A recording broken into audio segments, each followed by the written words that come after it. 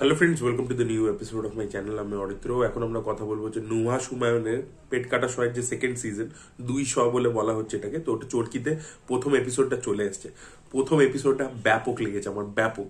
নুহাস হুমায়ুন হরারে মানে যে বারটা সেট করে দিচ্ছে, আমি জানি না এর পরবর্তীতে বাংলাদেশ থেকে বা এপার বাংলা থেকে কেউ এটাকে বিট করতে পারবে কিনা, বা নুহাস নিজেও পরবর্তীকালে এই স্ট্যান্ডার্ডটা মেনটেন করতে পারবে কিনা। এবং নুহাস অলরেডি ইন্টারন্যাশনাল প্ল্যাটফর্মে ফরেনার্স অনলি বলে কাজটা করেছিল, সেটাও খুব ভালো ছিল। তারপরে এই যে মশারি বলে কাজটা, ওটাও খুব দারুণ, মানে আন্তর্জাতিক মানের ছিল। এবং পেট কাটা সহ ফার্স্ট সিজনটা ওয়াজ সুপার। তো এটার ফার্স্ট এপিসোডটা আমার ব্যক্তিগতভাবে দারুণ লেগেছে। দেখুন, হরার মানেই কিন্তু যে খালি জাম্প স্কেয়ার ওরকম হবে সেরকম কিন্তু নয়, ঠিক আছে। হরারের মাধ্যমে আপনি নানান মেসেজ দিতে পারেন, এবং নুহাসের সবসময় প্রচেষ্টা এটাই থাকে যে তার কিন্তু যে হরার গল্পটা হবে তার মধ্যে থেকে একটা মেসেজ যাবে। ফরেনার্স অনলিতেও একটা কিন্তু ডার্ক কমেডির অ্যাপ্রোচ ছিল, সেখানেও একটা বার্তা ছিল, মশারির মধ্যেও সেটা ছিল, তার পরবর্তীতে পেট কাটা সয় যে আগের এপিসোডস গুলো ছিল মানে ফার্স্ট সিজনে, সেখানেও ছিল। এখানেও কিন্তু সে একটা বক্তব্য রেখেছে এবং সেটা কিন্তু খুবই ভালো। এবং সেই বক্তব্যটা এখন বাংলাদেশে যা পলিটিক্যাল ক্লাইমেট সেটার সাথে আবার খুব সুন্দর করে যাচ্ছেও, ঠিক আছে। মানে এই মুহূর্তে সোশ্যাল পলিটিক্যাল সিনারিওটাকে হাইলাইটও করছে কাইন্ড অফ। এবং তার সাথে এটা টেকনিক্যালি দুর্দান্ত সাউন্ড একটা কাজ হয়েছে। মানে horror is a very technical genre. এখানে আপনাকে লাইট, ক্যামেরা এবং সাউন্ড, এই তিনটা খুব ইম্পর্টেন্ট ফ্যাক্টর। সাউন্ড তো খুব ইম্পর্টেন্ট হররে। আপনি একটা হরর ফিল্মে সাউন্ড যদি অফ করে দেন, ইম্প্যাক্টটাই চলে যাবে। ওইখানে যে সাউন্ডের কাজ এক একটা সিনে করা হয়েছে, এবং এপিসোডটা যখন শুরু হচ্ছে, ঠিক আছে, তখন মানে একটা জায়গা আছে, একটা মানে মোমেন্ট আসে। মানে প্রথমে তো একটা সিন আমরা দেখতে পাচ্ছি, 5টা বন্ধুর গল্প বেসিক্যালি, তারা চায়ের দোকানে বসেছে, সেখান থেকে তারা একটা একটা জায়গায় যাচ্ছে।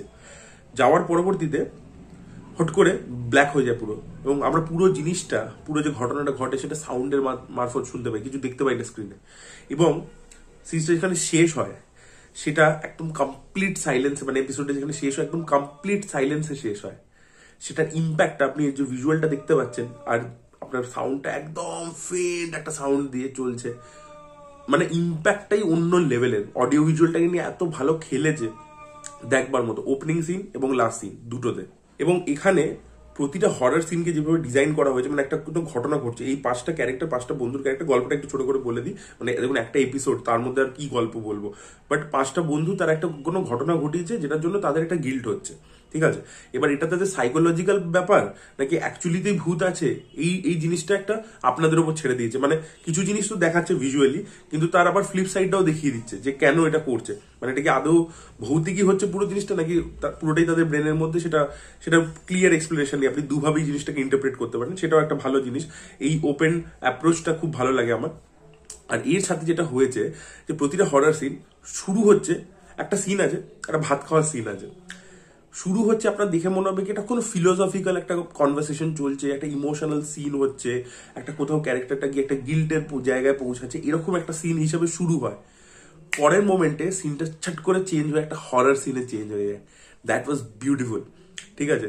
Same goes for the climax scene, মানে যেটা লাস্ট যে সিনটা, এবং সেখানে অলরেডি আপনাকে মানে টেনশনটা দিয়ে দিচ্ছে, সব ইনফরমেশন দিয়ে দিচ্ছে, আপনি বুঝতে পারছেন এই হলে এই ঘটনাটা ঘটতে পারে। আমি ডিটেলে তো বলবো না, স্পয়লার হয়ে যাবে।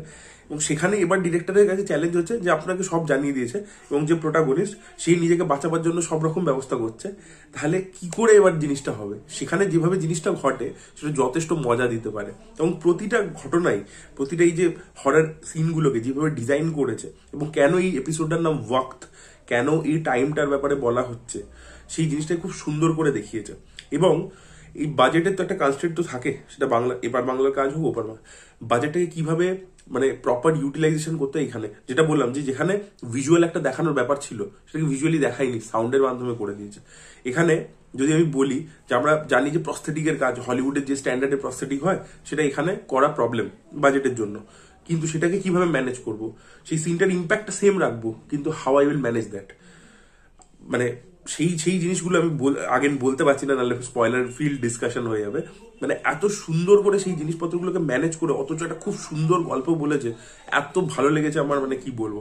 এবং ছোট টাইম স্প্যানের মধ্যে এটা গল্পটার মধ্যে যে মেসেজটা দিতে চাইছে না, সেটার জন্য অ্যাকচুয়ালি অনেকটা ডেভেলপমেন্ট দরকার পড়ে, কিন্তু অ্যাক্টার্সরা এত ভালো কাজ করছে যে ওইটুকু সময়ের মধ্যেই ওরা বুঝিয়ে দিচ্ছে যে ওদের সাইকোলজিক্যাল স্পেসটা কি, সময় দিতে হচ্ছে না। কারণ এটাই মানে এপিসোডটা অত বড় নয় রান টাইমটা, বাট তা সত্ত্বেও ইম্প্যাক্টটা দারুণ ছাড়তে পারে একটা সাধারণ গল্পকে। এবং যেটা একটা পলিটিক্যাল জিনিস দিয়ে শুরু হয়, সেটাকে how they are taking it to another level, through horror দেখবার মতো। সুপার রাইটিং, সুপার এক্সিকিউশন মানে রাইটিং এর থেকে উপরে আমি বলবো। সো মানে হ্যাটস অফ, আমার দারুণ লেগেছে। আমি পরের এপিসোডগুলো একবারে ড্রপ করে যাক ভাই, আমি দেখার জন্য এক্সাইটেড প্রচন্ড। আপনারা যারা দেখেছেন তাদের বক্তব্য অবশ্যই কমেন্ট সেকশনে জানাবেন। Thank you so much, by.